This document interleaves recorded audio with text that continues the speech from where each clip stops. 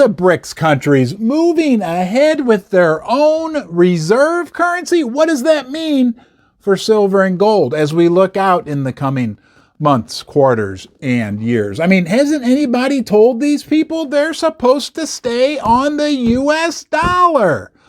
But these BRICS countries, if you think about it, they've got like a majority of the world's population. Their economies are growing at a much faster clip than most of those in the West. Oh, and by the way, they have a big chunk of the world's natural resources. So what does this mean for the price of silver and gold?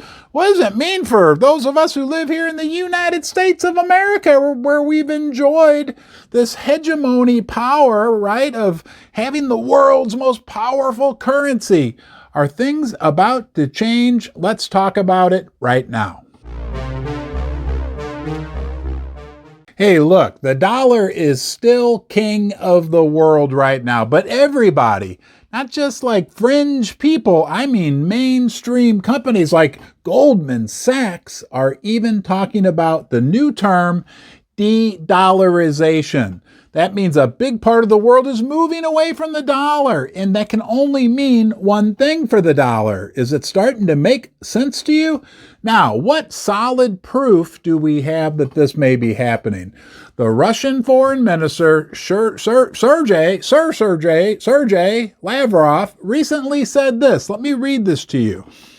Exactly in this direction, initiatives are coming. Stated just recently about the need to think about creating internal currencies within the framework of BRICS. BRICS, Brazil, Russia, India, China, South Africa, and a growing list of other countries that want to join. The framework of the community of Latin America and Caribbean states. This will certainly be discussed at the BRICS Summit, which will be held in the Republic of South Africa in late August of this year, just 6 months from now, and where a group of African nations will also be invited, including, as I understand, President Lourenço. And President Lourenço is from Angola. Point being here, that's the Russian foreign minister talking about a new reserve currency.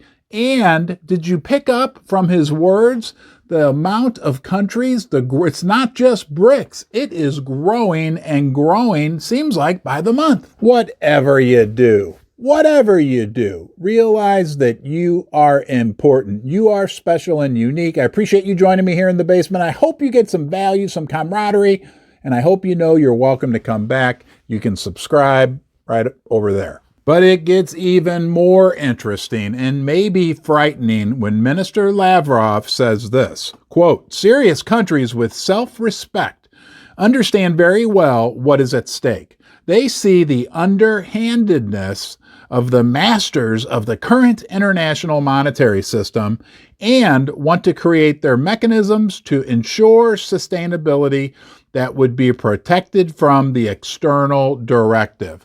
So these countries have a feeling that they've been kind of financially abused now for decades, and most recently, they feel like the United States of America has started to use the dollar as a weapon by sanctioning, by seizing reserves. And don't you think it starts to get a little scary when you realize like how many people are represented by these BRICS countries? India alone has 1.4 billion people living in the country? Now we get even more color on this from Vladimir Putin himself, because recently he has said, why would any country want to use US dollars to hold US dollars in reserve?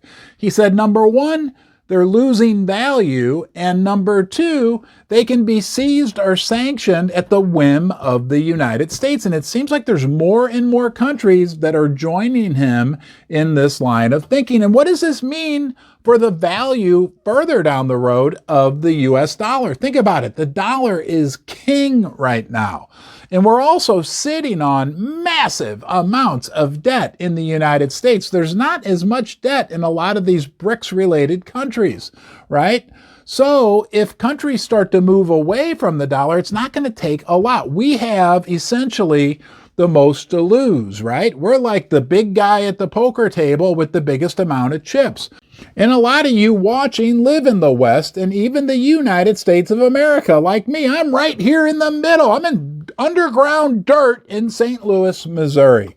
We've got a lot to lose. Now, what we do to protect ourselves is hold physical assets, right? Because we know that if the dollar does indeed run into this very turbulent period ahead, real assets will do well. Putin also said that not too long ago. He said, good luck in the West using your paper printed money to heat your homes and feed your children. Real assets, like they have for thousands of years, will retain their value. And are we getting any other clues that this new world currency could be backed by silver and gold? Well, we know that Russia holds a lot of gold. We know that Russia produces a lot of gold, 300 tons per year, and they're anticipating and have initiatives in place to increase their gold production up to 500 tons per year. We know all the central banks around the world, record amount of gold buying, the most since 1967 last year. We know that Russia and Iran are working on a stable coin that will be backed 100% by gold so that they can conduct trade amongst themselves in this stable coin. And what's a big, big difference in this stable coin, and they've pointed that out, is that it will be regulated and controlled by the government. Much different than the stable coins we had here in the West that all blew up and people lost millions and millions of dollars, unfortunately, because there's no regulation. But if they regulate it, that would essentially be a gold-backed currency. And you're likely like me. We don't want to see bad things happening in the United States of America. I live here. My children live here. My grandchildren will likely live here. But we got to keep our eye on the big picture. And when we look at what these Brics countries are doing, right, with this reserve currency, and factor in that they're already very big when you combine them, that they are growing, right? Their economies are growing at a faster clip than ours, that they have a ton of natural resources, right? They have the real goods in their countries and they want to use those to back up. They want fair prices for those natural resources. And finally, the fact that they love gold and silver. Heck, India last year alone imported 300 tons of gold, or 300 million ounces of silver, like a third of the world's silver production. It's flabbergasting to see all this metal now moving to the east, and they value it much different. We know that Russia has explicitly stated they're going to start their own market, their own world exchange for precious metals called the Moscow World Standard. They're going to have a new spot price for metals. And we know that Putin has said the reason they're doing that is because they're frustrated with the price manipulation that they perceive is going on at the LBMA in London, England, and the COMEX here in the United States of America. It's going to be interesting, guys. We've got a really crazy 5 to 10 years ahead of us. One good thing we're doing is keeping our eyes open, right? We want to protect our families. We want to protect our wealth. I'll be here for you through it all. I appreciate you joining me today, and I'll look forward to seeing you, you, next time.